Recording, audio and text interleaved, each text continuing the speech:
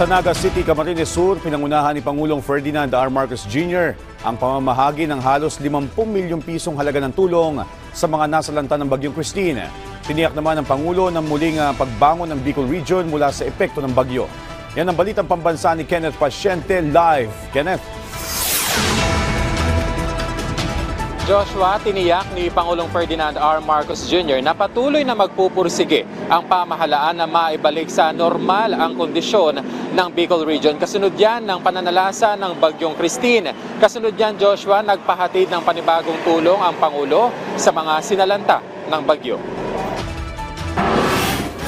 Babango ng Bicol Region. Yan ang tiniyak ni Pangulong Ferdinand R. Marcos Jr. sa kanyang muling pagbisita sa Camarines Sur ilang linggo matapos ang pananalasa ng Bagyong Christine. Siniguro ng Pangulo na hindi titigil ang pamahalaan sa mga hakbang nito para maibalik sa normal na kondisyon ng mga napinsala ng Bagyong Christine sa rehiyon. Pagbibigay din niya, kailangan na ang proactive na approach para maiwasan na ang malawakang pagbaha, bunsod na rin ng climate change. Kasabay ang pagbibigay direktiba sa DPWH para pag-aralan ang pagbabago sa master plan ng Bicol River Basin Development Project para hindi na maulit ang matinding pagbaha sa rehiyon.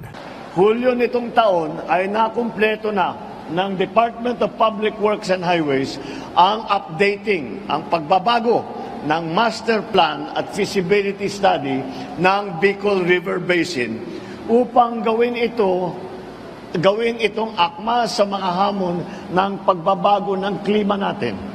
Sa kasalukuyan ay inaayos na ang detailed engineering design na inaasahang masisimulan sa first quarter na susunod na taon. Next year, pagsimula ng pagpasok ng New Year na 2025 ay masisimulan na natin itong ating mga ginawang plano para hindi na ganito kalala ang pagbabaha sa Bicol River Basin. Naatasan din ng DPWH, DENR at DILG na makipagtulungan sa mga lokal na pamahalaan para maging integrated at future-ready ang proyekto. Pinatitiyak din ng Chief Executive sa DPWH, DOTR at DTI na matataas na uri ng materyales ang gagamitin sa paggawa para matiyak na tatagal ang ganitong uri ng proyekto. Habang ang DBM ay inatasan na dapat laging handa ang Quick Response Fund. Muli namang kinilala ng Pangulo ang tulong na natanggap ng Pilipinas mula sa ibang mga bansa nitong mga nagdaang bagyo. Nais kong muling pasalamatan ang ating mga kasamahan sa ASEAN.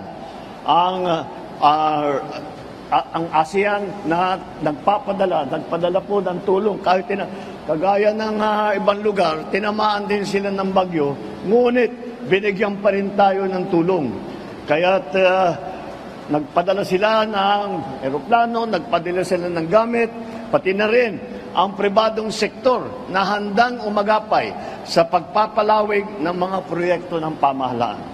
Nakatanggap naman ng financial assistance sa mga magsasaka at mangingisda na sinalanta ng bagyo. Gaya na lang ni Salvador na nalubog ang bukiring sinasaka. Kaya nasayang ang inilagak niyang puhunan na nasa 50,000 pesos. Umaani ka ng isang hektarya, 80 baka kalahati na lang o kaya mga 30% na lang.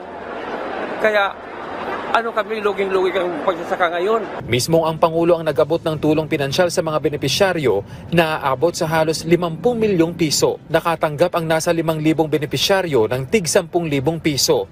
Umaasa ako na sa tulong at suportang iniabot namin sa inyo ngayon, kayo ay magkakaroon ng sapat na kakayahan upang makabangon muli. Naglaan po ng 50 milyong piso ang tanggapan ng Pangulo na ipapamahagi ng DSWD sa mga naapektuhan ng bagyo. Makakatanggap ng tigsa 10,000 piso ang 5,000 magsasaka, mangingisda at iba pang pamilyang naapektuhan. Bagay na ipinagpasalamat naman ng mga benepisyaryo. Pag tanim na naman huli, bibili kami ng seeds. Tapos, naman kami. Dahil kayo po talagang kami, luging-lugi kami mga magsasaka. Kahit po kami dinaanan ni Christine, yung baha, at least po, babangon din kami. Maraming salamat po sa inyo pong pagsuporta sa mga magsasaka po para maitaguyod po yung hanap buhay. Bukod sa pinansyal na tulong mula sa Office of the President, nagpaabot din ng tulong ang Agriculture Department gaya ng binhi at pataba. Gayon din ang financial aid at indemnity checks mula sa Philippine Crop Insurance Corporation. Joshua, sa pinakahuling tala ng DSWD, umaabot na sa mahigit 400,000 na family food packs ang naibahagi dito sa Bicol Region at naabot na rin yung mga lugar na dati ay lubog pa sa baha. At yan na muna ang latest mula rito sa Naga City. Balik sa iyo, Joshua. Maraming salamat, Kenneth Pasyente.